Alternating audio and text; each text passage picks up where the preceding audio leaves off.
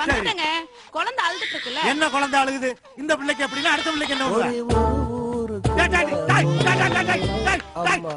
என்ன பண்ணிட்டு இருக்க? ஏன்னா நான் வேலைக்கு போற நேரத்துல இப்படி வெறுப்பேத்திட்டு இருக்க? யோ ஏன் இப்படி சீப்பா பண்ணிட்டு இருக்க? இன்னைக்கு தேதி என்னடா? ஒரு வாரமா சொல்லிட்டு இருக்கேன். வாணியம்பாடி பசீர் பாய் பொண்ணு கல்யாணம், பசீர் பாய் பொண்ணு கல்யாணம். அப்புறம் நீ பாட்டுக்கு வேலை கிளம்பிட்டு இருந்தா என்னடா அர்த்தம்? கல்யாணத்துக்கு வரலன்னு அர்த்தம். இந்த வர்றா, சொல்றத கேளுடா. டேய் சொல்றத கேளு. இங்க வர்றா. என்ன பண்ணிட்டு பக்கத்துல இருக்கார பாரு. அவன் பிள்ளைய கையில தூக்கிட்டு அவன் பொண்டாட்டி அப்படியே அணைச்சுக்கிட்டு தினம் வெளியில கூட்டு போயிருக்காங்க. அப்படி போகணும்னு எனக்கு ஆசை இருக்காதா? அவன் பொண்டாட்டி அணைச்சு கூட்டணும் போன நீ ஏன்டா ஆசைப்படுற? வெவண்டாவதம் பேசாத. பசீர் பாய் வீட்டு கல்யாணத்துக்கு போறதை விட உனக்கு வேலை தான் முக்கியம்னா அப்படி ஒரு வேலை நம்ம குடும்பத்துக்கு தேவை.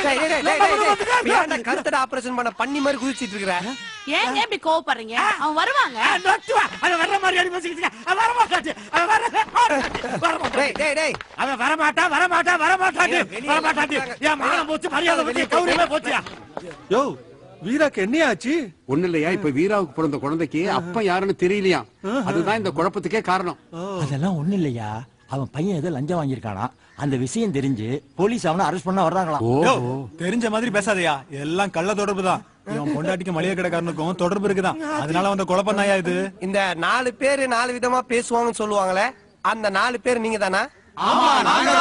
நீங்கெல்லாம் இன்னும் சாவலையாடா, உங்க மண்டையில ஓடுங்கடா. இந்த ஏரியா பக்கமே நான் உங்களை பார்க்க கூடாது.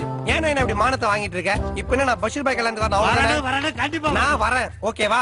செல்ல குட்டிங்க, பஷீர் பாய் கல்யாணத்துக்கு போறோமா, பிரியாணி சாப்பிட போறோமா? அவனா யார் அந்த பஷீர் பாய்? யாருக்குடா தெரியும்? எச்சு போலான்னு கீழே குனிஞ்சேன். வாணியம்பாடி பசீர் பாய் குடும்பம் உங்களே அன்புடன் அழைக்கிறது அப்படின்னு இந்த பத்திரிக்கை கிடைச்சு. சரி நம்மளும் சும்மா தானே கிடக்குறான், குடும்பத்தோட போய் பிரியாணி சாப்பிட்டு வந்துடலாம்னு உன்னையும் கூப்பிட்டேன். டேய் லெக் பீஸ் மூக்கா, கூட பிறந்த தங்கச்சி கல்யாணம் மாதிரி குப்பை தொட்டில கட்ட நோட்டீஸ் எல்லாம் போயிட்டு வந்து குடும்பத்துல பிரச்சனை பண்ணிட்டு இருக்கேடா. டேய் உனக்கெல்லாம் ஈவேற இருக்காடா? ஒரு 50 ரூபா கேட்டுனா பிரியாணிக்கு நான் கொடுத்துட்டு அதெல்லாம் நல்லா இருக்காதுடா. பாய் தாண்டா பிரியாணி நல்லா கட்டுவாங்க, வேணா சித்தியா கட்டு போடுறா. இப்ப நான் உனக்கு கிண்டறது நல்லா இருக்கு. லேடிஸ் டச் பண்ணாத, இப்படி வாடா, இந்த பக்கம் வா, தள்ளி விட்டு வரலாம் பாரு. போடுறா, கதவு முடிச்சிட்டு